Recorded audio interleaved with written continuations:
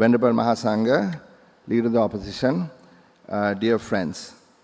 I'm not going to try and explain to you how difficult the situation is, because you have experienced it, you have heard it, you have analyzed it, you have read it, you have written about it and so on, because we are all professionals. All what I'm trying to do is to map out perhaps a possible way out in the short and medium term, and then maybe to propose to you what we have planned out in a Sajith Premadasa-led administration in the hopefully very near future.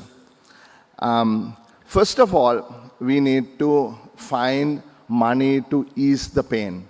We need to reduce the length of the queues. We need to shorten the blackouts.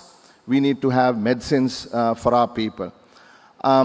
And I'm also taking into consideration the discussions our people had with the IMF at the World Bank, and a summary of the outcome also is ingrained in what I'm planning to speak in the next few minutes. So how much money do we need to do this? From now on to the end of the year, it is estimated that we need roughly $4 billion to be able to meet the urgent needs of the people, right? So that's the first thing. So we need to find cash in order to ease the pain. So where is the cash going to come from? They attempted to get what is called a rapid financial instrument from the IMF, but that didn't materialize. But perhaps it may after the government decides or agrees on financial and legal advisors for the debt restructure. So immaterial of who is in office, the first thing that we need to do is to find this cash, because that is for essentials. That's the first thing. The second thing is, I'm not going to speak too much on it because it's sensitive, is to ensure our banking system is stable. We need to understand that there is a lot of strain on the financial markets. Most of you probably know even better than we do, that the banking system needs to be shored up. It needs a capital infusion, and where that is going to come from, where the money is going to come from, is something that whoever is in office will need to figure out. But we have to have stability in the banking system, because by any chance, if there is a breach and there is a run and some sort of collapse, then the entire economy will go to zero. So that is something that we immediately need to think about. The third and the thing we really need to struggle with and implement somehow is a macro stabilization package. In that, there are three components. What has to happen is we need to restructure our debt. I don't think I need to explain how bad the situation is. We all know there are different types of creditors. There are the senior creditors like the World Bank and the ADB and the IMF. And then we have bilateral lenders like Japan, China, India, and so on. And we have the most difficult ones. Those are the bondholders, the international sovereign bonds, which we need to restructure.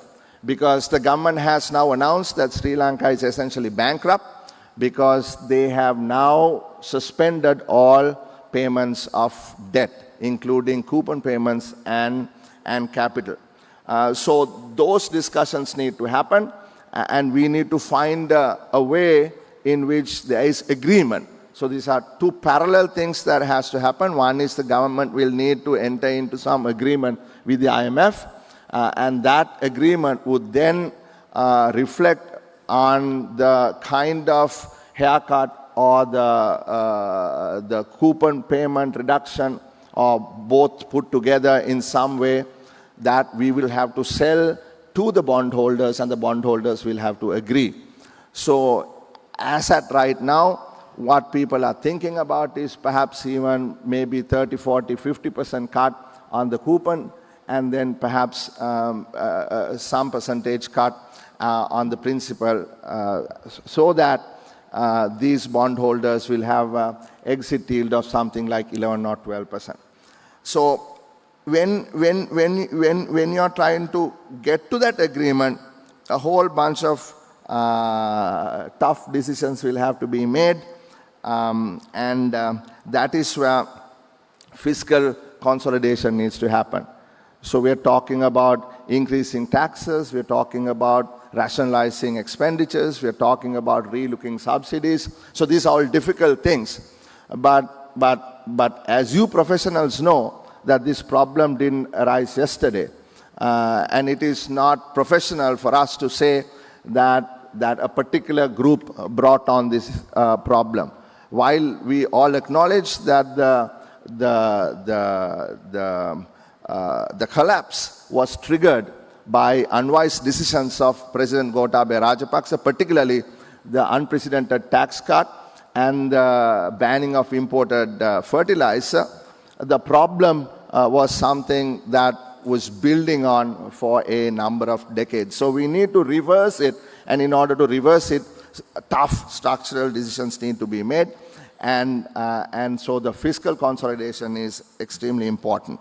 And the third point in the macro stabilization is monetary reform.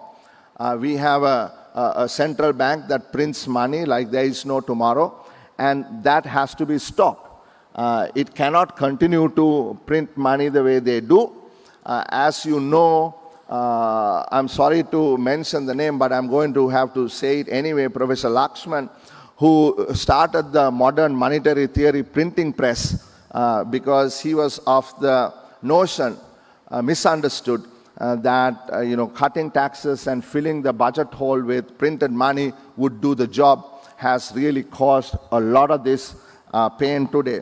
So there is a lot of work that we have already done, particularly with the restriction of the central bank from expanding the money supply. So those are the things, interest rates, exchange rates, that need to be sort of stabilized in the macro stabilization plan. The fourth is, I think, the most important one, is to overhaul social protection. So once the tough decisions are made to increase taxes, reduce the thresholds, broaden the tax base, the people are going to be hit. And the people who are going to be hit hardest are the people who are at the bottom couple of deciles. But we were speaking to our leader this morning, and I think I have his approval to say this. Perhaps for the first time, we need to be so bold enough to be even looking at the bottom 6 deciles of Sri Lanka's population. Whatever you say, the middle class has got its wealth eroded. People have become poor, and that's the truth. The ability for middle class to spend the way they used to has diminished. So therefore, a lot of the people in the middle class may not want to admit it publicly, but privately, husband and wife would be having this discussion. We need to cut back. What do we do? We cannot send the kid to the tuition class in a 3-wheeler. Perhaps she needs to take the bus. So these discussions are happening. And therefore, I think we have to be think out of the box and be able to cover a much larger percentage of the population than would have otherwise been advised to by the IMF and others, so that we carry the people with us. Because it is going to be difficult for people to deal with the stabilization outcomes. And the last point is then, after you do all these things, we have to go into the structural reforms that are absolutely essential. Whether it is Sri Lankan Airlines, or I don't want to get into details, but essentially the state-owned enterprises. How do we reform them? Right? How do we make them efficient? Do we denationalize some of them, or do we bring in some sort of management structures there so that we could run them efficiently? Do we think about something like Temasek in Singapore, where all the government state-owned enterprises are put into one unit and it is managed efficiently with proper professionals like yourselves? Then along with that is we have to unshackle the markets. The markets are shackled by all the rules and regulations of government, and which has caused tremendous pressure in the ability to freely trade and to enter into business. If you look at doing business index in Sri Lanka, it's something like 100 or something like that. You cannot possibly think of creating wealth in this country if you are stuck in a place where nobody wants to do business. So how do you unshackle these markets? We've thought long and hard, particularly Iran, Kabir and myself. We have been thinking about this for months. We have written dozens of pages, and we've got advice from many, including Dr. Samarthunga, who is sitting in the front row.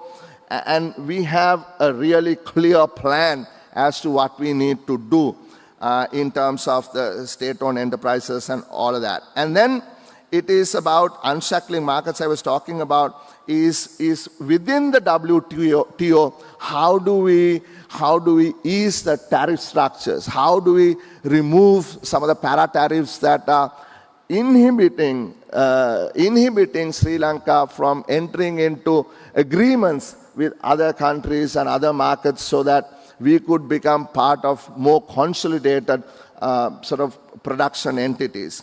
So leading from that is the absolute focus we have to have on export promotion. But to have a focus on export promotion, we have to have an equally strong focus on investment promotion. So these two things go together. So we are looking at trade and investment policy reform, and serious trade and investment policy reform. And if I don't think he would mind if I mention his name. People like Professor Premachandra Atukorala, some of the finest in the business in the world, has been working and advising us on this, and we have a clear idea as to what kind of liberalization we need to do in trade and investment promotion. So the final objective there is to incorporate Sri Lanka's production capabilities into what are called the global production networks. Right? I mean, I see Mr. Rohan Pallavatta sitting here. How you create high-tech and high value-added industries in this country, something that we have forgotten for a long period of time. Yes, we did focus on agriculture. It was necessary at the time, but we missed the bus when a lot of our colleagues or the nations in Southeast Asia took that turn, moved on from agriculture to low-level, low-skill production to higher-level, higher-skill production, and now to even much higher skilled, what I call complex products, move from simple products to complex products. We haven't done that. We haven't really focused on manufacturing, and it is something that we have to refocus on. And if we do the kinds of reforms that I've been referring to right now, I think we can enter into these global production networks. Because remember, at this point in time, there is no one country most of these complex products are manufactured in. They are manufactured in a bunch of different countries, and half-produced things, components move in and out of different countries. But you cannot do that if you have built these big walls that prohibit the integration of these production units, perhaps situated in various different geographic areas, right? So what we need to do is to break down the walls and build these bridges from Sri Lanka to these other production sites. Just take a look at South India. See how rapidly South Indian production facilities are growing. And there is so much potential, for instance, to bridge those production facilities with some perhaps in the north. And we have to think about industrial zones in the north, in the south, and places where they can be linked up with. And I'm just going to finish now. And so this is the real short and the, perhaps you may call the short to medium end. But in the medium to long term, we really have to think about how how to create wealth in this country. How do we create jobs in this country? Because remember, it is always jobs, jobs, and jobs. If you look at China, it created, 500 million jobs over the last so many years, and that is how poverty was eliminated in China. You can talk about entrepreneurship, that's all good. And you can talk about fourth industrial revolution, that's all good. I am not trying to discredit them. What I'm saying is most people in this country, if you look at the absolute bulk of the people, the only asset they have is labor. So how do you train that labor and give that labor some meaningful wage? When I say meaningful wage, I don't mean just a 25,000 rupee government job, but perhaps 150,000, 200,000 rupee job that the person gets, is happy to have that job and would give him or her a decent living wage.